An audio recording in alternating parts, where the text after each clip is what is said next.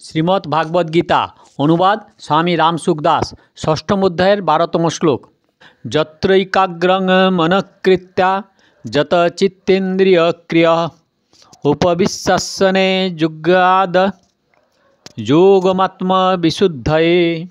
সেই আসনে প্রবেশ করে চিত্ত ও ইন্দ্রিয়াদির ক্রিয়াকে বশীভূত করে মনকে একাগ্র করে অন্তঃকরণ শুদ্ধির জন্য যোগ অভ্যাস করা উচিত। ব্যাখ্যা। তত্র আসনে, যে আসনে ক্রমান্বয়ে কুশ, মৃগচর্ম এবং বস্ত্র পাতা হয়েছে, সেই আগের শ্লোকে বর্ণিত আসনটিকে এই স্থানে তত্র আসনে পদটিতে বলা হয়েছে। উপবিশ্য, এই বিস্তৃত আসনে সিংহাসন, পদ্মাসন, সুখাসন ইত্যাদি যে আসনে সুখপূর্বক বসা সম্ভব সেই আসনে বসতে হবে। আসনের বিষয়ে বলা হয়েছে যে আসনেই বসা হোক না কেন তাকে এক নাগাড়ে 3 ঘন্টা বসে থাকতে হবে। সেই সময় এদিক সেদিক করা চলবে না। বসবার এরূপ অভ্যাস হয়ে গেলে মন এবং প্রাণ স্বতই স্বাভাবিকভাবে শান্ত বা চাঞ্চল্যশূন্য হয়ে যায়। কারণ মনের চাঞ্চল্য শরীরকে স্থির হতে দেয় না এবং শরীরের চাঞ্চল্য ক্রিয়াপ্রবণতা মনকে স্থির হতে দেয় না। সেই জন্য ধ্যানের সময় শরীরকে স্থির রাখা অত্যন্ত প্রয়োজন। যত চিত্তেন্দ্রিয় ক্রিয়া, আসনে বসার সময় চিত্ত এবং ইন্দ্রিয়াদির ক্রিয়া নিজ বশে রাখা উচিত। ব্যবহারের সময়ও শরীর, মন, ইন্দ্রিয়াদির ক্রিয়ার উপর নিজের অধিকার থাকা উচিত। কারণ ব্যবহারের সময় চিত্ত ও ইন্দ্রিয়াদির ক্রিয়া নিজ বশে না থাকলে ধ্যানের সময়ে ওই ক্রিয়া শীঘ্র বশে আসে না। সুতরাং ব্যবহারের সময় চিত্ত ইত্যাদির ক্রিয়া বশে রাখা প্রয়োজন। তাৎপর্য হল যে নিজ জীবন ঠিকমতো সংযত করে রাখা উচিত। পরবর্তী ষোড়শ সপ্তম শ্লোকে সংযত জীবনযাপনের কথা বলা হয়েছে। একাগ্রং মনঃকৃত্যা, মনকে একাগ্র করবে, অর্থাৎ মনকে সংসারের চিন্তা থেকে একেবারে দূরে রাখবে। তার জন্য এইরূপ চিন্তা করবে যে এখন আমি ধ্যান করার জন্য আসনে উপবিষ্ট হয়েছি।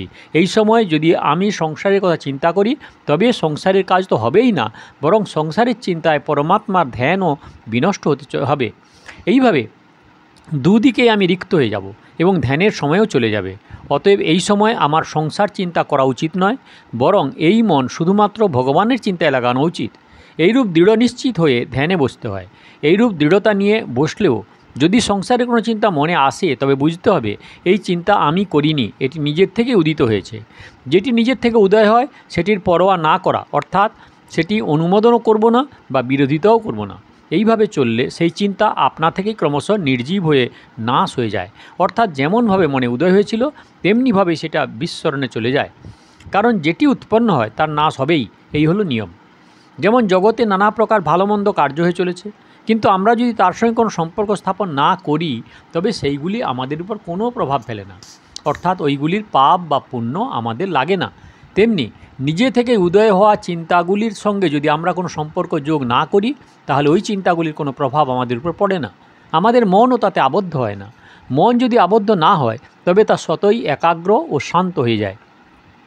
যুগাঙ্গেদ যোগমাত্মা বিশুদ্ধয়ে, অন্তঃকরণ শুদ্ধির জন্যই ধ্যান যোগের অভ্যাস করবে। জাগতিক পদার্থ, ভোগ, মান, অহংকার, আরাম, যশ, প্রতিষ্ঠা, সুখ সুবিধা ইত্যাদি আকাঙ্ক্ষা করা, অর্থাৎ এইগুলির কামনা করাই হলো অন্তঃকরণে অশুদ্ধি। এবং জাগতিক পদার্থ ইত্যাদি প্রাপ্তির উদ্দেশ্য কামনা না করে শুধুমাত্র পরমাত্মা প্রাপ্তির উদ্দেশ্য রাখাই হলো অন্তঃকরণের শুদ্ধিকরণ। ঋদ্ধি, সিদ্ধি ইত্যাদি প্রাপ্তির জন্য এবং অপরকে দেখাবার উদ্দেশ্যও যোগাভ্যাস করা যায়, কিন্তু তার দ্বারা যে অন্তঃকরণ শুদ্ধি হবে এমন কোনো কথা নেই। যোগ হলো এক প্রকার শক্তি, যেটি জাগতিক ভোগ প্রাপ্তির আশায় নিয়োগ করলে ভোগ সিদ্ধি প্রাপ্ত করা যায় এবং পরমাত্মা প্রাপ্তির জন্য নিয়োগ করলে পরমাত্মা প্রাপ্তির সহায়ক হয়ে ওঠে। শ্লোক নম্বর 13। সমং কায় শিরোগ্রীবং ধারায়ন্ন চলং স্থির সাম্প্রেক্ষ নাসিকাগ্রং সা দিশ্চানবলোকয়ম। শরীর, মস্তক এবং গ্রীবা সোজা নিশ্চলভাবে রেখে এবং অন্যদিকে না তাকিয়ে নিজ নাসিকার অগ্রভাগে দৃষ্টি নিবদ্ধ করে স্থির হয়ে বসবে। ব্যাখ্যা। সমং কায়স্যোগ্রীবং ধারণ্য চলং, যদি ও কায় হলো শরীর নাম, তবুও এখানে আসনে বসার পর কোমর থেকে গলা পর্যন্ত দেহাংশকে কায় নামে অভিহিত করা হয়েছে। শির হলো উপরিভাগ, অর্থাৎ মস্তক, এবং গ্রীবা হলো মস্তক ও শরীরের মধ্যবর্তী গলার অংশ। ধ্যান করার সময় এই কায়া, শির এবং গ্রীবা সমান এবং সরল থাকবে, অর্থাৎ মেরুদণ্ডের যে অস্থি সেইগুলি সব যেন ঠিকমতো খাঁজে খাঁজে থাকে এবং তার উপর গ্রীবা এবং মস্তক থাকে। তাৎপর্য হলো এই যে শরীর, মস্তক ও গ্রীবা এই তিনটি যেন একই সূত্রে অচল হয়ে থাকে, কারণ এই তিনটি সামনে ঝুঁকলে ঘুম আসে এবং পেছনে ঝুঁকলে জড়তা আসে এবং ডাইনে বামে ঝুঁকলে চাঞ্চল্য আসে। তাই সামনে পেছনে অথবা ডাইনে বামে ঝুঁকবে না, দণ্ডের মতো সরল সোজা হয়ে বসবে। সিংহাসন, পদ্মাসন ইত্যাদি যত প্রকারের আসন আছে আরোগ্যের দৃষ্টিতে সেইগুলি সবই ধ্যানযোগের পক্ষে সহায়ক, কিন্তু ভগবান এই স্থানে সমস্ত আসনের সার বস্তু জানিয়েছেন, তা হলো শরীর, মস্তক এবং গ্রীবা এক সোজা সরলভাবে রাখা। তাই ভগবান বসার জন্য সিংহাসন, পদ্মাসন ইত্যাদি কোনো আসনের নাম করেননি বা কোনো আসনের প্রতি আগ্রহ দেখাননি। তাৎপর্য হলো যে আসনেই বসা হোক না কেন তাতে শরীর, মস্তক ও গ্রীবা যেন এক সূত্রে থাকে, কারণ এইগুলি এক সূত্রে থাকলে মন খুব শীঘ্রই শান্ত স্থির হয়ে যায়। আসনে বসলে যদি ঘুম আসতে থাকে তবে উঠে কিছুক্ষণ এদিক ওদিক পায়চারি করতে হবে, আবার স্থির হয়ে বসে চিন্তা করতে হয় যে এবার আমি আর উঠব না বা এদিক ওদিক করব না, এখন কেবল স্থির ও সোজা হয়ে বসে ধ্যান করব। দিশ্চান বলকয়ম, 10 দিকের কোনো দিকেই দেখবে না, কারণ এদিক ওদিক দেখার জন্য গলা ঘোরালে ধ্যান হয় না, বিক্ষেপ হয়। তাই গ্রীবা বা গলা স্থির রাখবে। সম্প্রেচ্ছং নাসিকাগ্রং সমঃ, নিজ নাসিকার অগ্রভাগ দেখতে থাকবে, অর্থাৎ চোখ দুইটিকে অর্ধ নিমীলিত করে রাখবে, কারণ চোখ একেবারে বন্ধ রাখলে ঘুম আসবার সম্ভাবনা থাকে এবং চোখ খোলা থাকলে সামনের দৃশ্যাবলী দেখা যায়, তার সংস্কার পড়লে ধ্যানে বিক্ষেপ হওয়ার সম্ভাবনা থাকে। সুতরাং নাকের অগ্রভাগ দেখার তাৎপর্য হলো নেত্র অর্ধ নিমীলিত করে রাখা। স্থির আসনে বসার পর শরীর, ইন্দ্রিয়াদি, মন ইত্যাদিতে কোনো প্রকার ক্রিয়া যেন না হয়, কেবল পাথরের মূর্তির মতো বসে থাকতে হয়। এইভাবে একটি আসনে কমপক্ষে 3 ঘন্টা স্থিরভাবে বসে থাকার অভ্যাস হলে ওই আসনে সে বিজয় প্রাপ্ত হবে, অর্থাৎ সে জিতাসন। শ্লোক নাম্বার 14। প্রশান্তাত্মা বিগতর্ভিঃ ব্রহ্মচারী ব্রতে স্থিতঃ মনঃ সংযম্য মচ্চিত্তযুক্ত আসিত মতপরা। যিনি প্রশান্ত চিত্ত, ভয় বর্জিত এবং ব্রহ্মচর্যশীল এইরূপ সাবধানী যোগী মনকে সংযত করে, আমাতে চিত্ত বিনষ্ট করে মতপরায়ণ হয়ে স্থিত হবে। ব্যাখ্যা: প্রশান্তাত্মা, যার অন্তঃকরণ রাগ দেশ বর্জিত তিনিই প্রশান্তাত্মা। যার সাংসারিক বৈশিষ্ট্য প্রাপ্ত করায় ঋষি বা ঋদ্ধি বা সিদ্ধি প্রাপ্তি করা উদ্দেশ্য না হয়ে কেবল পরমাত্মা প্রাপ্তি করায় দৃঢ় উদ্দেশ্য হয়ে থাকে, তার রাগ দেশ শিথিল হয়ে লয় হয়ে যায়। রাগ দেশ মিটে গেলে শান্তি স্বতই আসে, যা আমাদের স্বতঃসিদ্ধ।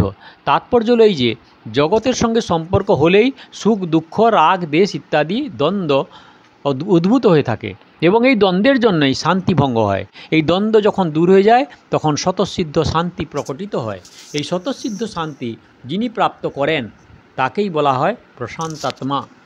বিগতভিঃ, শরীরকে আমি বা আমার বলে মনে করলেই রোগ, নিন্দা, অপমান, মৃত্যু ইত্যাদির ভয় উৎপন্ন হয়। কিন্তু যখন মানুষ শরীরের সঙ্গে এই আমি ও আমার ভাবটি পরিত্যাগ করে তখন আর তার কোনো ভয় থাকে না, কারণ তার অন্তঃকরণে এই ভাব দৃঢ় হয়ে যায় যে যদি এই শরীর বাঁচবার হয় তাহলে তা বাঁচবেই, কেউ তাকে মারতে পারবে না। আর যদি এই শরীর মরবার হয় তাহলে তা মরবেই, কেউ একে বাঁচাতে পারবে না। এর যদি মৃত্যু হয় তাহলে সেটি অত্যন্ত আনন্দের কথা, কারণ আমার চিত্তবৃত্তি পরমাত্মামুখী হয়, আমার কল্যাণ হবেই। যখন কল্যাণের কোনো সন্দেহ নেই তাহলে ভয় কিসের? এইভাবে সে সর্বপ্রকারে ভয় রহিত হয়ে যায়। ব্রহ্মচারী ব্রতে স্থিতঃ, এখানে ব্রহ্মচারী ব্রত বলতে কেবলমাত্র বীর্য রক্ষার কথা বলা হয়নি, বরং ব্রহ্মচর্য ব্রতের কথা বলা হয়েছে। তাৎপর্য হলো এই যে ব্রহ্মচারীদের জীবন যেমন গুরু আজ্ঞা অনুযায়ী সংযত এবং নিয়ন্ত্রিত হয়, ধ্যানযোগীদের জীবনও তেমনি সংযত ও নিয়ন্ত্রিত রাখা উচিত।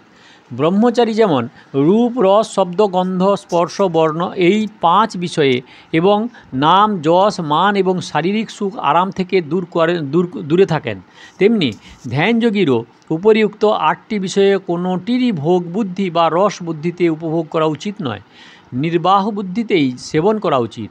কারণ ভোগ বুদ্ধি সহকারে উপভোগ করলে ধ্যানযোগ সিদ্ধি লাভ হয় না। তাই ধ্যানযোগীর ব্রহ্মচারী ব্রতে স্থিত হওয়া অত্যন্ত প্রয়োজন। ব্রতে স্থিত থাকার অর্থ হলো যে কোনো অবস্থাতে, পরিস্থিতিতে, কোনো কারণে কখনো বিন্দুমাত্র সুখ বৃদ্ধি সহকারে পদার্থগুলি সেবন যেন না হয়, তা সে ধ্যানের সময় হোক বা ব্যবহারাদির সময় হোক, এতে সমস্ত ইন্দ্রিয়তেই ব্রহ্মচর্য আসে। মন সংযম মচ্চিত্ত, মনকে সংযত করে আমাতে নিবিষ্ট করে, অর্থাৎ চিত্তকে জগতের দিক থেকে সর্বতভাবে সরিয়ে কেবল আমার স্বরূপ চিন্তায়, আমার লীলা গুণ প্রভাব মহিমা ইত্যাদির চিন্তায় ব্যাপৃত করো। তাৎপর্য এই যে জাগতিক বস্তু ব্যক্তি পরিস্থিতি ঘটনা ইত্যাদি নিয়ে মনে যা কিছু সংকল্প বিকল্প রূপ চিন্তা আসে তার থেকে মনকে সরিয়ে আমাতে নিবিষ্ট করো। মনে যেসব চিন্তা হয় তা প্রায়শই অতীত নিয়ে হয় এবং কিছু হয় ভবিষ্যৎ নিয়ে, কিন্তু সাধক বর্তমানে পরমাত্মাতে মন নিবিষ্ট করতে চায়। যখন অতীতের কথা মনে আসে তখন মনে করবে যে এই ঘটনা এখনকার নয়, এবং ভবিষ্যতের কথা মনে এলে ভাববে সেটিও এখনকার নয়। বস্তু ব্যক্তি পদার্থ ঘটনা পরিস্থিতি ইত্যাদি নিয়ে যেসব সংকল্প বিকল্প হতে থাকে তা সবই ওই বস্তু ব্যক্তি ইত্যাদির হয় যা এখন নেই। আমার লক্ষ্য পরমাত্মাকে চিন্তা করার, সংসারের চিন্তা করার নয়। সুতরাং যে সংসারের চিন্তা হচ্ছে তা আগে ছিল না, পরেও থাকবে না এবং এখনও নেই। কিন্তু যে পরমাত্মার চিন্তা করা উচিত সেই পরমাত্মা আগেও ছিলেন, এখনও আছেন এবং পরেও থাকবেন। এইভাবে জাগতিক বস্তু ইত্যাদি চিন্তা থেকে মনকে সরিয়ে পরমাত্মাতে নিবিষ্ট করা উচিত। কারণ অতীতের যতই চিন্তা আসুক না কেন তাতে লাভ কিছু হয় না, বরং ভবিষ্যতে যাই চিন্তা করা হোক সে কাজ এখন করা সম্ভব নয়, এবং অতীত ভবিষ্যতে চিন্তা হতে থাকলে এখন যে ধ্যান করা হচ্ছে সেটিও সম্ভব না। কাজেই বৃথা চিন্তায় সব দিক থেকেই যুক্ত হব। ধ্যানের সময় সতর্ক থাকতে হয়, অর্থাৎ মনকে সংসার থেকে সরিয়ে ভগবানের নিবিষ্ট করার জন্য সর্বদা সাবধান এবং জাগ্রত থাকবে। এতে কখনো প্রমাদ বা আলস্য আসতে দেবে না। তাৎপর্য হলো যে একান্তকালে বা ব্যবহারের সময় ভগবানের মন নিবিষ্ট রাখার সাবধানতা সবসময় বজায় রাখবে। কারণ চলাফেরার এবং কাজের কর্মে সতর্ক থাকলে একান্ত থাকাকালে মন প্রফুল্ল থাকে, এবং মন প্রফুল্ল থাকলে ব্যবহারিক সময়ে মন সংযোগ করতে সুবিধা হয়। তাই এই দুটি একে অপরের সহায়ক, অর্থাৎ ব্যবহারকালের সতর্কতা একান্তে এবং একান্তের সাবধানতা ব্যবহারের সহায়ক হয়ে থাকে। আসিত মৎপরঃ, কেবলমাত্র ভগবৎপরায়ণ হয়ে আসন গ্রহণ করবে, অর্থাৎ উদ্দেশ্য লক্ষ্য ধ্যেয় যেন শুধু ভগবানই হয়। ভগবান ব্যতীত কোনো জাগতিক কামনা বাসনা স্পৃহা মমতা যেন না থাকে। এই অধ্যায়ের 10ম শ্লোকে যোগী যুঞ্জিত সততমাত্মাং রহসি স্থিত পদটির দ্বারা ধ্যান যোগের যে উপক্রম করেছিলেন এটি এই স্থানে যুক্ত আসিত মৎপরঃ পদের দ্বারা বলা হয়েছে। এই হলো শ্লোক নাম্বার 12, 13, 14। দয়া করে সাবস্ক্রাইব করবেন, ভালো লাগলে লাইক করবেন, শেয়ার করবেন। আর পেছনের ভিডিও দেখতে হলে কাকন বাসুতে গিয়ে ভিডিও দেখবেন, আর আগের ভিডিও দেখতে হলে কৃপয়া অপেক্ষা করবেন।